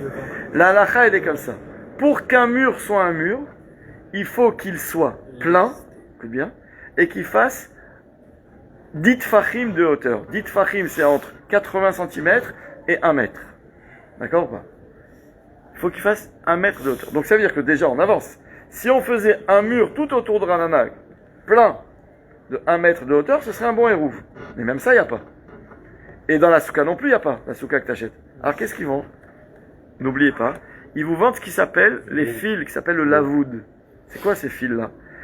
Une fois que tu as monté ta structure, imagine c'est ça la structure en fer, d'accord? Elle monte jusqu'à la fin des rideaux. Le dessus tu vas mettre ton truc. Vous avez vu qu'il y a une barre horizontale, dans tout le long. Exactement. Et il y a une barre, bon, en bas pour retenir la structure. Et il y a des petits crochets sur les côtés. Vous avez déjà vu les petits crochets? oui. À quoi ils servent ces crochets? Pour le fil. C'est qu'ils te vendent un fil et ils te disent tends-le, il faut qu'il soit tendu, tends-le d'un bout à l'autre tous les 8 cm. C'est quoi le principe? C'est ce qui s'appelle la voûte. Le principe il est comme ça. C'est que quand tu as moins de... pas 8 cm, tous les 24 cm, d'accord? Pas tous les 24 cm, 3 tfachim. Quand il y a 2 fils tendus, ça veut dire qu'ils ne bougent pas avec le vent, d'accord ou pas? Dans un espace de moins de 3 tfachim, on considère que c'est plein. La halakha te dit c'est plein. Ah, mais pourtant il y a le chat qui est rentré. C'est pas plein. La halakha te dit ça s'appelle plein. Donc si il y a 1, 2, 3, et qu'en tout ça te fait des 1 mètre, donc ça y est, ça s'appelle tu as fait une mérite. D'accord ou pas? Tu pourrais faire une souka avec 3 fils. Entourés. Oui, concrètement, t'as pas besoin de la bâche. Concrètement, oui. Concrètement, t'as pas besoin de la Concrètement, bâche. oui. C'est-à-dire que, oui, mais il faut que tu aies un srach. Ah oui. Non, non, oui, à part, c'est juste la question, on demandait la question de... Il n'y a aucun problème. Mais, nachon. Donc ça veut dire qu'en fait, tu verras des fois à Bnei-Brak, tu sais, des fois devant, sur les trottoirs, devant les restaurants, Oui, pendant oui, le souk, etc. ça T'as des fois une structure comme ça, 4 montants avec un srach qui tient en l'air, comme ça on sait pas comment, Et le ring. et 3 fils. Enfin, 3 fils juste sur 3 tfachim, et l'autre c'est l'entrée, ouais, le ring. D'accord ou pas? Et c'est bon. D'accord ou pas? Mais attendez, je reviens au hérouv. Je reviens au hérouv. Quand tu fais un hérouv, il faut ce hérouv qui soit délimité. Tu dois partir à Bi ou pas? Ah ok. Ah ok, non, c'est parce qu'on est 10 filles, on aurait fait qu'à 10. D'accord ou pas? Donc Bekitso, il faut délimiter. Oh là là, tu nous mets là. C'est là qu'on avait. Ah, c'est convenu. Ferme la porte. Verrouille les portes. Alors, on peut faire un petit caddie? Allez, moi je suis chaud. Dès que tu dois partir, on fait caddie. Hein? Allez, Rabbi Chaim ben Akash Omer, רצה הקדוש ברוך הוא לזכות את ישראל, לפיכך ביום דרום שנאמר, אדוני חפץ למען צדקו יגדיל תורה ויאדיר, לעילוי נשמת, סוזן ביה, בת טרקי איבון וסלומון. יתגדל ויתקדש ימי רבה. אמן. ועלמא דיברך יראותי וימליך מלכותי ויצמח וקנה ויקרב ושיחל. אמן. חיי חון וגם יכול וחיי לכל בית ישראל בעגלה ובזמן קריב ואמרו אמן. אמן. שמי רבה מברך ועליו לעלמי עלמיה יתברך וישבח ויתפאר ויתרומם ויתנשא ויתהדר ויתעלה ויתהלל שמי לקודשה בריחו. להעלה מן כל ברכתה שירתה תברכתה ונחמתה דבירן בעלמא ואמרו אמן. על ישראל ועל רבנן ועל תלמידי הון ועל כל תלמידי הון וידבין וישכיל מורייתא כדשתא ותחדל ודי בכל אתר ואתר. יהלנה ולהון ולכון של עמה חינה וחיסה וחיי עריכם זני רוויכי ורחמה מן קודם אל העם הרי שמיה והרעה ואמרו אמן. יהא שלמה רבה מן שמיה חיים ושבע וישועה ונחמה ושזבה ורפואה וגאולה וסליחה וכפרה ורווח והצלה לנו ולכל עם ישראל ואמרו אמן. עושה שלום ירומה וברחמה ועושה שלום עלינו ולכל עם ישראל ואמרו אמן. חזק, allez on continue. Vous avez compris que 2 fois 3 quarts d'heure, c'est pas 1h30. Hein. Mais bon, c'était pas une afsaka, c'était un kaddish. D'accord, enfin, donc Bekitso, Chazak Beatzlacha, des bonnes nouvelles, hein, à la Sefatorim. Toi, il a peur. D'accord, enfin. Donc Bekitso, ça c'était pour le lavoud de la souka. Pour un hérouv, comment ça marche? Pour un hérouv, vous verrez que il y a les hamoudim du hérouv, il y a des hamoudim, d'accord, on fait pas ça sur les hamoudé chashmal, vous verrez, c'est pas sur les panneaux électriques, c'est des poteaux à part, d'accord, en général ils finissent avec 2 petites comme ça par lesquelles ils font passer le fil qui doit être tendu, entre parenthèses 3 ça coûte de l'argent, parce que le hérouv il doit être vérifié tous les vendredis, donc il y a quelqu'un, tu vois, il y a quelqu'un qui marche le long du hérouv, qui va tous les... Et si jamais c'est déjà arrivé, qu'un jour juste avant Shabbat, ils se rendent compte qu'ils n'ont pas le temps de le réparer, ils font passer des micros partout, le hérouv il est pas caché, le hérouv il est pas caché. Bah oui, pour que les gens ils portent pas les poussettes, les agalotes, les trucs. Non, ça arrive très rarement. Ça m'est arrivé quand j'étais à Miami, je me prenais Shabbat et j'ai vu un câble, ouais il y a un hérouv à Miami, j'ai vu un câble qui était tombé. Est-ce que ça veut dire que le hérouv il est... S'ils n'ont pas averti, c'est qu'ils ont des fois une sécurité. Il y a un plan B. C'est passé pendant Shabbat aussi. Par exemple, à Yerushalayim, il y a un hérouv dans chaque shkhouna. À part ça, il y a le hérouv de la ville. Ah, il y a des sécurités de héros. Ouais, non, ça veut dire qu'au pire, tu sais, si le hérouv t'habite Arnov, t'habite Kriyat Moshe, Beit Vegan, le hérouv il a eu un souci, d'accord, pas, on s'en rend compte pendant Shabbat, il dit ok, maximum, il y a le hérouv de la ville qui marche. Il y a un fil, pas 3 fils. Un fil. Ah, c'est pour la souka. Non, mais 3 fils, 1, 2, 3, il se passait. Qui reprend de l'autre côté. Il y a le fil autour de la au-dessus de la plage. Mais ce que je dis, il y a un fil, pas 3. 3 fils. Oui, un fil en haut des poteaux. 3 fils, c'est pour la souka. pour que ça fasse comme si c'est rempli. Oui, mais un fil qui est en haut d'un hamoud. Mais maintenant, comment ça marche? Je verrai. Très haut. Comment ça marche? Vous verrez qu'en bas des hamoudim du héros, ce qui est à votre hauteur, d'accord ou pas? Toujours, il y a une plaque de fer, en général, ils mettent, d'accord ou pas? Qui fait 7 largeurs et 7 hauteurs, d'accord? Qui est placée, si le hamoud il est là, la plaque elle est donc en bas du hamoud, à cheval au milieu de la plaque. C'est quoi l'idée? C'est que toujours dans la même idée, quand il y a un hamoud et qu'il y a une plaque qui est soudée, quoi, d'accord, qui est bien collée, c'est pas avec un zikon, c'est bien collé. En fait, on considère que cette plaque est remplie tout l'espace vers le haut et tout l'espace jusqu'à la plaque d'après.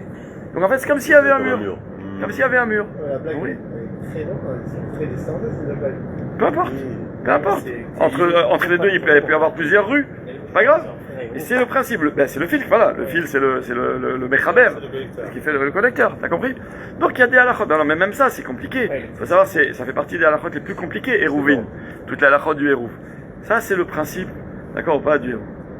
Je reviens à ce qu'on était en train de dire. Parashat Be'alotra.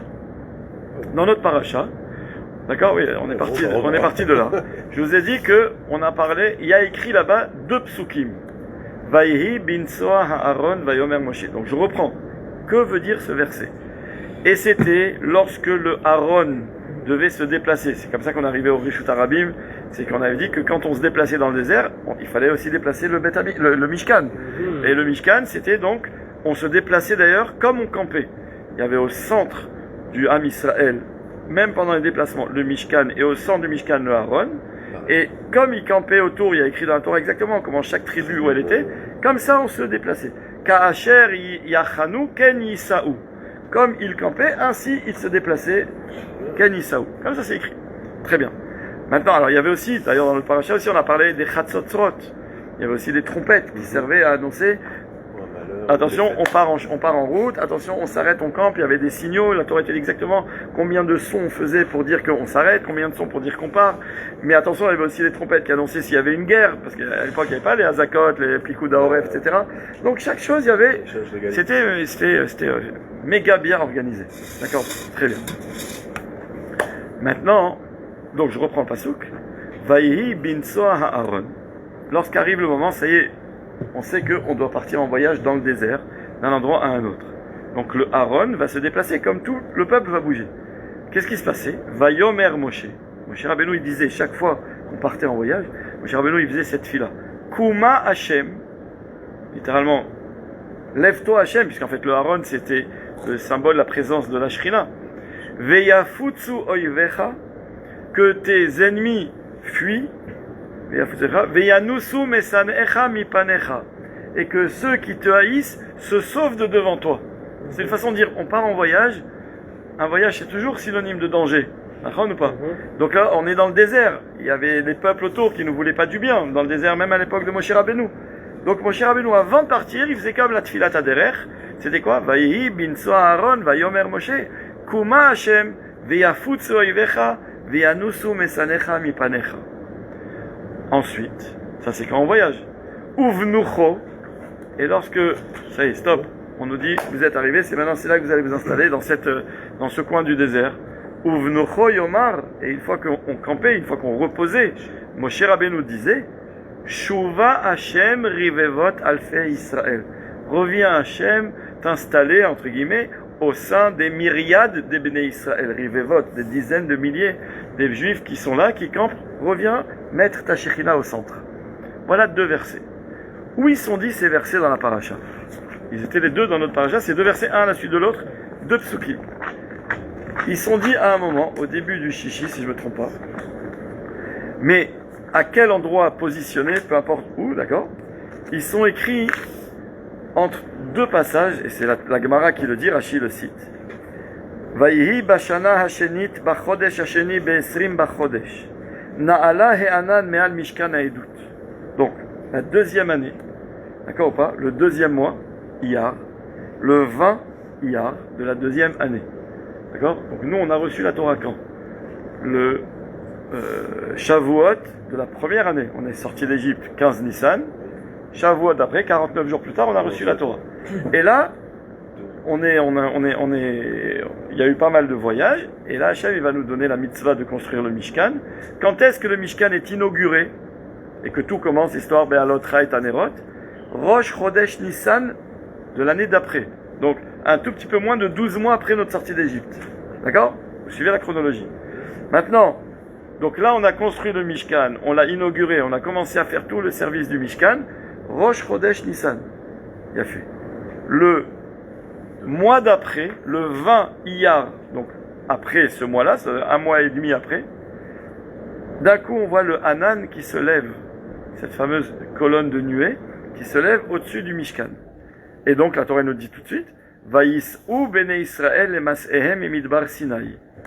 Donc là on quitte le midbar Sinaï, puisque ça y est, on doit partir. Le problème il est quoi? C'est que quand il y a écrit que Am Israël a quitté le Har Sinaï, il y a écrit comme ça, que les Bnei Israël sont sortis, en citant la Gemara, ils sont sortis Ketinok aboreach mi bet ha-sefer.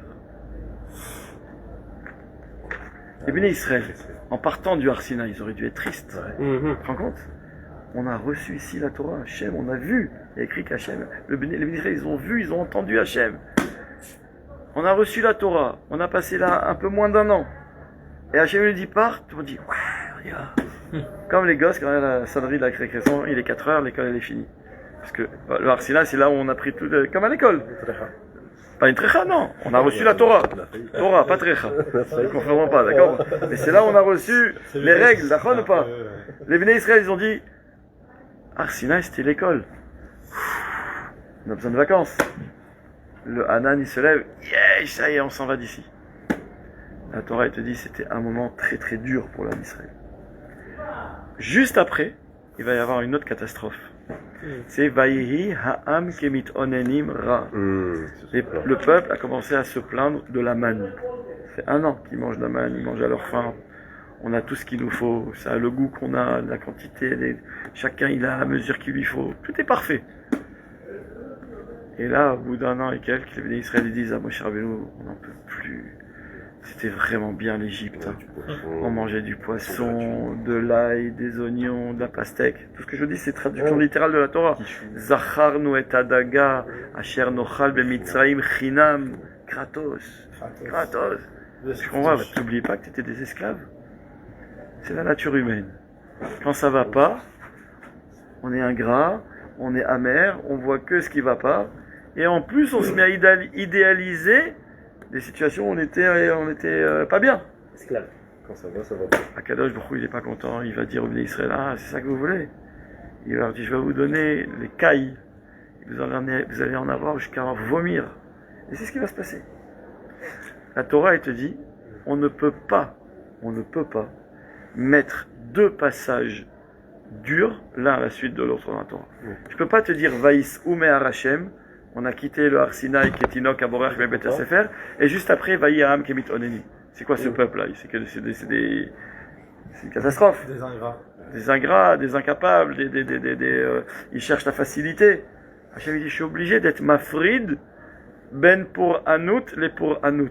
Je dois mettre une afsaka, une interruption entre une galère et une autre, entre une souffrance et une autre, une catastrophe, un malheur et un autre. Très bien. Qu'est-ce qu'on a mis entre les deux? La Torah, elle a mis les 2 psukim que je vous ai dit. Vayehi bin Aaron et Uvnucho Yomar. Et vous verrez 2 livres, 2 versets. Et entre les deux, regardez, je ne sais pas si vous voyez là où il y a mes doigts, il y a 2 nun à l'envers. C'est des nun. Tu vois pas? Tu vois, docteur, ou pas? Tu vois 2 nun, un avant, là, et un après? Comme des crochets. Et dans le Sefer Torah, il y a 2 nun écrits à l'envers, comme des parenthèses. Comme pour dire, il n'a rien à voir ici, ce passage. De quoi il parle, ce passage?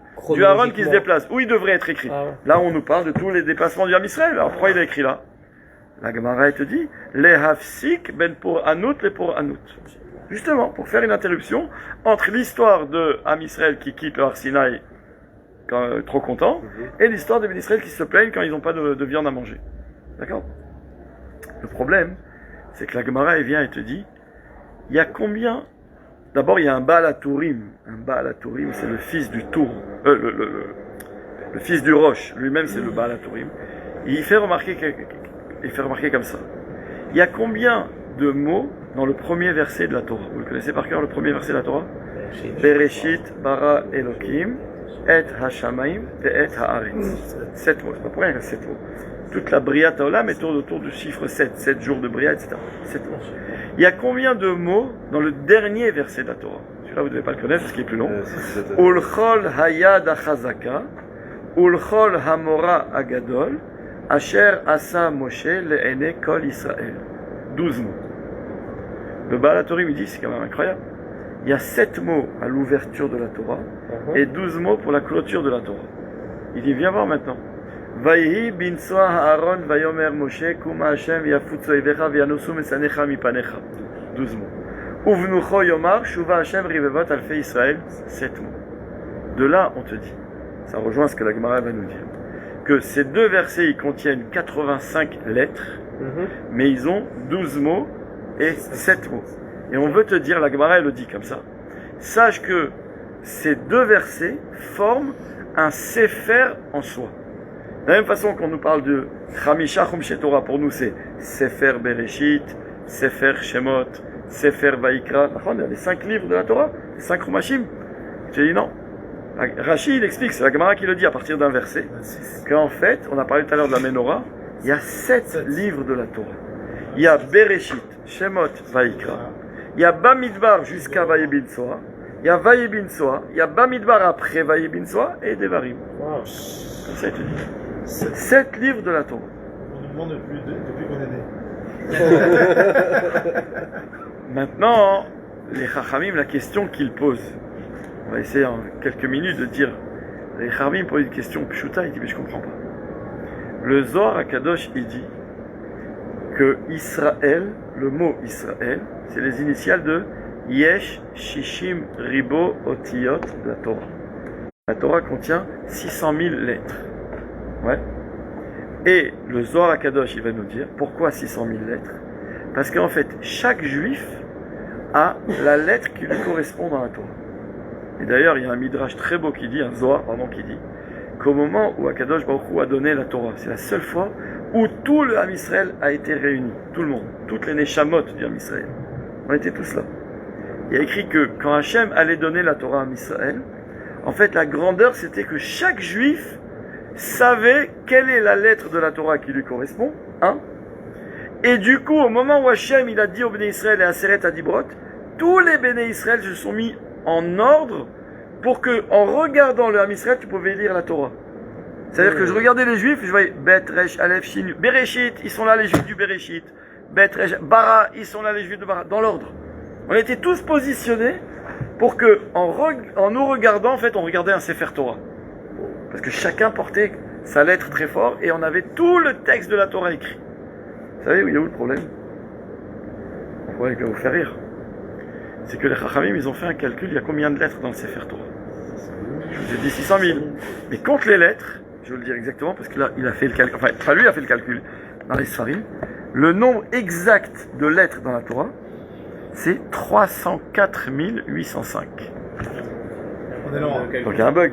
Mais surtout qu'on est très loin. Gros bug. On est à la moitié, un peu plus de la moitié, on n'est pas à 600 000. Nahon?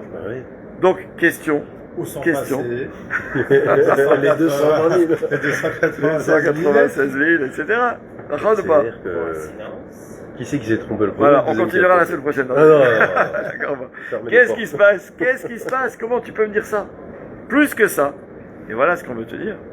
C'est que si maintenant tu me dis que la Torah, elle contient 7 sifrei Torah, Bereshit, Shemot, Vaikra, Bamidbar, tu le décomposes en 3, et que les 2 psukim, Vayi bin Soa, Uvnucho Yomar, c'est Sefer Bifnei Atzmo, donc les Chachamim disent, je comprends pas. Donne-moi un Sefer Bereshit, ça c'est un Sefer. Sefer Shemot, j'ai pas de problème, c'est plusieurs pages, plusieurs hiériotes de Sefer Torah, plusieurs parchemins. Mais 2 versets, tu me dis c'est un Sefer, il y a un problème. Ça veut rien dire. Un livre de Torah qui fait 2 versets, 12 et 7 mots, 85 lettres, c'est pas proportionnel. Nachon ou pas? Il faut 3 passos minimum quand quelqu'un monte en plus. Ça Nachon. À partir de là, en fait, il faut savoir la chose suivante. Et là, en fait, je veux dire 2-3 idées que moi j'ai trouvées magnifiques qui sont développées ici dans le sefer que je ramène souvent dans les Shiurim, le Shvilei Pinchas de ce Rav Pinchas Friedman. Il ramène que cette question, en fait, elle a été posée, pas par lui, par un chacham qui s'appelait le Pnei Yehoshua, au nom de son sefer. Lui, il te dit d'abord quelque chose de très malien. Il te dit déjà, je commence par la deuxième question. Comment tu peux me dire qu'il y a 600 000 lettres dans la Torah alors que quand je compte, il n'y en a que 304 000? Donc, le Pnei Yehoshua, il répond une première réponse. Quand je dis il répond, c'est il propose, d'accord? Quelque chose de très malien. Il veut te dire, il y a Choliot, que, on sait tous arrêt, que Akadosh Baruch Hu, quand il a donné la Torah, il a donné au Bnei Israël la Torah, mais il a donné aussi le Targum de la Torah, la traduction araméenne. Et il te dit, lui, il propose que si tu comptes les lettres du Targum de la Torah, d'accord ou pas, ça ferait 600 000. Tu arrives à 600 000 en comptant le texte de la Torah plus le Targum de la Torah. Et lui, il rentre dans un développement super intéressant. Il veut te dire, c'est peut-être pas pour rien qu'il y a une mitzvah tous les Shabbats, avant Shabbat, de faire Shnaim Mikra ve'Echad Targum. C'est quoi la mitzvah de lire? Toutes les semaines, il faut essayer de lire chaque verset de la paracha 2 fois, plus le Targum 1 fois. D'accord ou pas? C'est une mitzvah, il y a un seif, Resh Pehe. D'ailleurs, pourquoi Resh Pehe? C'est écrit comme ça que je me rappelle d'ailleurs. Puis on dit Zebinachon Rifion, c'est-à-dire c'est une halakha qui n'est pas suffisamment bien faite. Je suis Shomer Shabbat, je fais le kiddush, je vais à la synagogue, Shnaim Mikra. C'est dur parce que c'est long, il faut. Parashat Nassau, la semaine dernière, c'est appelé au Parashat la Torah, c'est super long. D'accord ou pas? L'homme chané. En tout cas, c'est une halakha. De la même façon que tu n'as pas le droit d'allumer la lumière Shabbat, tu n'as pas le droit de prendre la voiture, tu as une halakha, une mitzvah positive de faire Shnaim Mikra. Un bon juif doit le faire. D'accord ou pas? Il te dit d'où ça vient Shnaim Mikra ve'Echad Targum. Il veut te dire parce qu'en fait, comme il y a un inyan que la Torah, elle doit être connue dans ses Shishim Ribo Otiot, c'est ça Israël. Donc il faut qu'on ait une connaissance de la Torah et du Targum. Et il ajoute quelque chose de super intéressant. Écoutez bien, parce que bien ça fait réfléchir. Il va te dire, c'est ça aussi peut-être l'idée, où on nous dit que chaque juif lui correspond une lettre de la Torah. C'est ce qu'il y a écrit dans le Zohar. Il dit, ok, alors les lettres du Targum, c'est quoi? Et lui, il te dit que les lettres du Targum, il veut dire, dans toutes les notions du monde, il te dit, il y a toujours quelque chose d'intermédiaire. Par exemple, on te dit qu'il y a le minéral, le végétal, l'animal et l'humain. Il y a toujours un stade intermédiaire entre le minéral et le végétal. C'est écrit dans les Sfarim, ce que je dis, c'est les champignons. Parce que c'est entre les deux. Les champignons, c'est la moisissure, d'accord, mais en même temps, ça pousse. Donc, on fait chier à colle sur les champignons, d'accord ou pas, parce que ça pousse pas vraiment de la terre, c'est pas un légume, d'accord. Donc, ça veut dire, c'est l'intermédiaire. Entre le végétal et l'animal, on te dit, il y a les algues. Les algues, parce qu'en fait, c'est vivant, mais c'est végétal. Entre l'animal et l'humain, il y a le singe. Okay. D'accord ou pas? C'est quoi, Je sais pas ce qu'on fait comme bracha, mais je ne sais pas si ça se mange quoi. Si, ça se mange. J'imagine chiakol. Chiakol, c'est des feuilles. D'accord? Mais Kitsour, d'accord? Donc, alors il veut dire la même chose. Écoutez bien ce qu'il dit. Entre le Lachon HaKodesh et toutes les autres 70 langues des nations, il te dit il y a l'araméen. Parce que l'araméen, d'un côté, c'est pas le Lachon HaKodesh, mais d'un côté, c'est la langue dans laquelle la Torah elle a été traduite. Et il veut te dire, de la même façon que l'araméen, c'est la langue intermédiaire entre Israël et les nations, enfin entre le Lachon HaKodesh et les autres langues, il veut te dire, il y a aussi un intermédiaire entre Israël et les Umot. Ça, c'est quoi? C'est un chidouche qui dit le Pnei Yehoshua. C'est les guérim, les convertis. Un converti, en fait, il n'était pas juif, il est né pas juif. Alors aujourd'hui, je lisais tout un diode intéressant, parce que il y a quelqu'un en France qui était marié avec une non-juive, qui a eu un fils d'elle. Depuis, il a fait tchouva, il a divorcé, et aujourd'hui, il est marié avec une juive, il a des enfants. Et le fils de son premier mariage, il est mort. Okay. Et il voulait savoir s'il peut faire Kaddish pour lui. Ah, bonne question. Donc, est-ce qu'un père peut faire Kaddish sur son fils non-juif? Bon, là, c'est pas oui ou non, il y a des chitotes. Le Rav des chitotes disent que non. D'accord, le problème, c'est comment le faire passer d'accord ou pas, pendant le moment de la douleur, Ouais. Sans blesser. D'accord? Il veut te dire que les guérim, c'est l'intermédiaire. Il veut te dire que, de la même façon que chaque juif lui correspond une lettre de la Torah, les guérim leur correspondent une lettre du Targum. La traduction araméenne du Targum. Comme ça, il veut dire. Ça, c'est la première réponse. Le premier choix, il donne une autre réponse. Il veut te dire qu'en fait, dans la Torah, il y a deux niveaux. Il donne un exemple intéressant. Il veut dire, comment dans la Torah on écrit le nom d'Hachem? Yud Ke Vav Ke. Mais comment on le lit? On ne dit jamais Yud Ke Vav Ke. On lit Aleph, Dalet, Nun, Yud. Donc il veut te dire, en fait, dans la Torah, il y a le niveau de ce qui est écrit et il y a le niveau de ce qui est dit, ce qui est lu. D'accord ou pas? Maintenant, dans la majorité, on dit au mot Tamoskoni, mais il dit, mais c'est pas vrai parce que prends le mot Vayomer. Prends le mot Bereshit. Comment t'écris Bereshit? Bet, Resh, Aleph, Shin, Yud, Tav. Il y a 5 lettres. Il y a combien de syllabes dans Bereshit? Bereshit. Il est où le Aleph? Tu le dis pas. Le Yud, Shit, Bereshit. Le Yud, je l'ai pas dit. Ou pas? Donc ça veut dire, il y a plein de lettres muettes dans la Torah. Donc il veut te dire en fait que il y a la notion qui s'appelle Ktiv et la notion qui s'appelle Kri. Il y a écrit Yud Ke Vav Ke, moi je dis Aleph Dalet Nun Yud. Il y a écrit Bara'ashayata, et moi je dis Bereshit. J'ai sauté 3 syllabes, enfin 2 syllabes sur 5. Ou pas? Il veut te dire en fait, si tu fais la somme des deux, c'est comme ça peut-être qu'on pourrait arriver au Shishim Ribo. Autre réponse. Lui, il veut te dire, le Shvilei Pinchas, il te donne un chidouche qu'il trouvait, et on va s'arrêter avec ça. Il veut te dire en fait que, il y a écrit comme ça que quand Adam Arishon a fauté, avant la faute, il y a écrit Vayomer Elokim Yehi Or Vayhi Or. Il y avait une lumière où on nous dit que Adam Arishon pouvait, avec ce Or, voir d'un bout à l'autre du monde, du cosmos. D'accord? Il avait une vision universelle du monde. Quand l'homme a fauté, il y a écrit que l'homme il a été réduit. Alors elle est passée où toute cette lumière? C'est ce qui s'appelle Or Aganouz. Vous savez, à côté à côté de Méron, il y a un petit moshav qui s'appelle Or Aganouz, un moshav religieux. D'accord ou pas? D'accord, c'est quoi Or Aganouz? Il y a un Yekev Or Aganouz. Or Aganouz, l'origine de ce mot, ça vient du Midrash, des Chachamim, qui veulent nous dire que la lumière, elle a été comme la Gniza. Vous savez ce que c'est la Gniza? Quand on met un papier à la Gniza de Torah, la lumière qui a été perdue parce que l'homme a fauté, en fait, elle a été ganouz, elle a été mise de côté et elle est réservée pour les tzadikim à la fin des temps. Les tzadikim, les Atid Lavo. Il y a écrit que la seule fois où cette lumière, elle a de nouveau brillé, ça a été pour Moshe Rabbeinu, quand Moshe Rabbeinu a reçu la Torah et qu'il devait la donner au Ham Israël. Malheureusement, on a fait le Chet HaEgel. Et en fait, si Moshe Rabbeinu venait nous donner les louchot plutôt que de les casser, on retrouvait le niveau d'Adam Arishon avant la faute, et on retrouvait ce Or Aganouz. Le Zohar, il dit que ce Or Aganouz, c'est quoi?